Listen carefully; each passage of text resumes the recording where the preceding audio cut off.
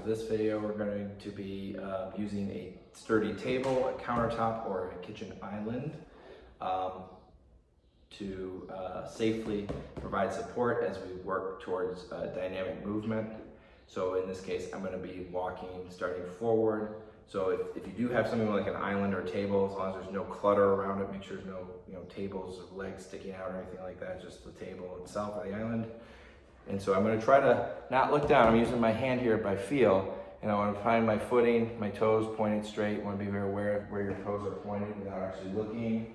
And find the ground, point the toes, and follow through. So you want to think like it's like your front foot is the engine on a train, and the rear foot becomes the caboose. So the rear foot, kind of the toe is pointed in the same direction as the front foot, and you have the option, like when you turn, whichever foot it might be, the inside foot or the outside foot, you're going to bring those toes, if you're able to turn the corner here, and you may not be if it's like a galley kitchen or something, but preferably if you have a table, that might be better. But I'm going to take my heel and I'm going to do a heel pivot to point my toes, like wrap around the edge of this table. Again, I could use either leg for that as long as I have a good clearance on the inside, keeping my hand here.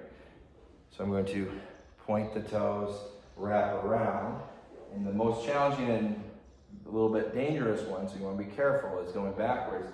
So I'm not going to heel toe, I'm going toe to heel, and I'm kind of pivoting on my toe to steer that, and then following suit with my other one. But I can wrap around, keeping my hand again on the table. I can also do a side to side, just like a shuffle is the easy version, or I can do a crisscross.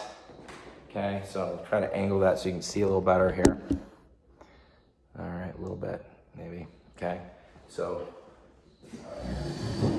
see my feet here. So a shuffle, right, versus a crisscross.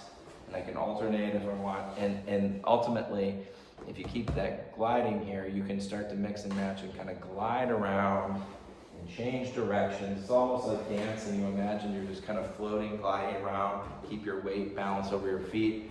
Keep your hands on the gliding along the table. But that really allows you to move and learn to move with a lot more fluidity and control, right? And changing directions, always facing somewhat towards the table. When you turn always towards the table, it's a lot more risky to come away from the table because now you don't have anything to hold on to.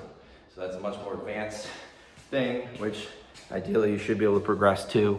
But when you're practicing, you want to make sure it's as safe as possible until you really build that confidence and that control.